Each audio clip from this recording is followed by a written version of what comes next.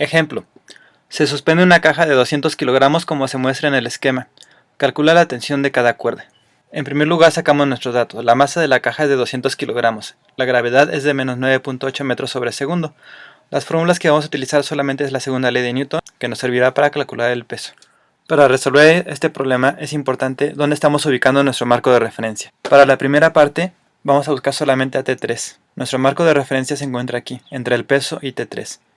T3 va a estar tirando hacia arriba y el peso va a estar hacia abajo. Como el sistema se encuentra en reposo, esto quiere decir que T3 más W tiene que ser igual a 0. Entonces T3 y el peso tienen la misma magnitud, pero sentido contrario, por la tercera ley de Newton. Peso es igual a masa por gravedad. Entonces el peso va hacia abajo con una fuerza de 1960 newtons. Tensión 3 va hacia arriba con una fuerza de 1960 newtons. Con eso hemos encontrado ya la tensión 3. Para encontrar la tensión 1 y tensión 2, cambiamos nuestro marco de referencia. En este caso se va a encontrar en el nodo de las cuerdas. Ahora tensión 3 está tirando hacia abajo. Tensión 1 y tensión 2 están tirando hacia afuera. Para encontrar la magnitud de tensión 1 y tensión 2, tenemos que observar que tensión 1 tiene dos componentes. Tiene una componente en X que está tirando hacia la derecha. Por la tercera ley de Newton, esta componente en X va a ser en magnitud igual a la tensión 2, pero con sentido contrario. T2 y la componente en X de T1 son en magnitud iguales. T1 también tiene una componente en Y que está tirando hacia arriba. Esta componente en Y es igual en magnitud a tensión 3 que está tirando hacia abajo. Lo que queremos será dibujar la componente de T1 que es igual a la magnitud de T3. La dibujamos a escala.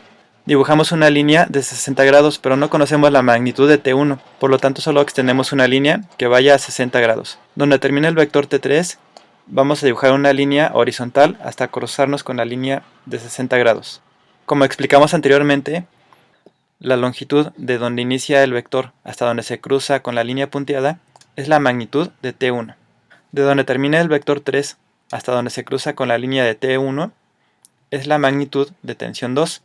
Entonces medimos ambas líneas y de acuerdo a la escala que hayamos realizado encontramos que tensión 1 es igual a 2263.2 newtons y tensión 2 es igual a 1131.6 newtons. Se empuja una caja de 200 kilogramos con una fuerza de 40 newtons a un ángulo de 50 grados. El coeficiente de fricción entre la caja y el suelo es de 0.03. Determina si la caja está en reposo o en movimiento y en caso de estar en movimiento calcula la aceleración. En primer lugar, tenemos que observar nuestro esquema. Vemos que la persona está empujando a un ángulo de 50 grados con una fuerza de 40 newtons. Parte de esta fuerza está empujando hacia adelante y otra parte está empujando hacia abajo. Empezaremos con esta fuerza.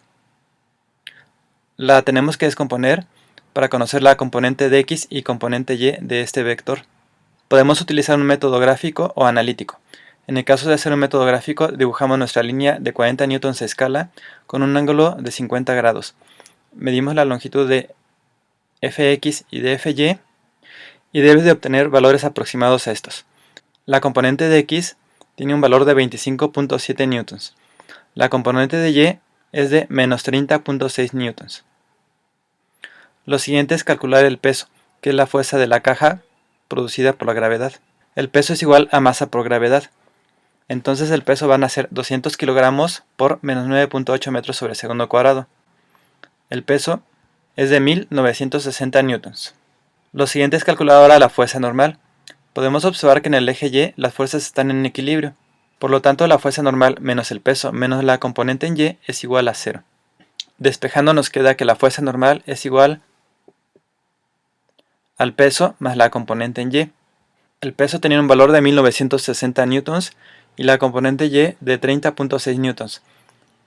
1960 newtons más 30.6 newtons nos quedan que la fuerza normal es igual a 1990.6 newtons.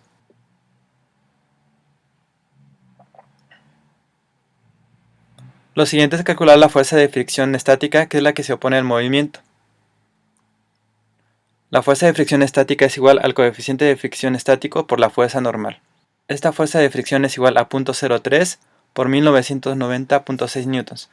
Nos queda que la fuerza de fricción estática es igual a 59.7 newtons. Lo siguiente es determinar si el sistema se encuentra en reposo o en movimiento. Vemos que la componente en X es igual a 25.7 newtons, que es la fuerza que está empujando hacia adelante. La fuerza que se opone al movimiento es de 59.7 newtons. Esto quiere decir que el sistema se mantiene en reposo.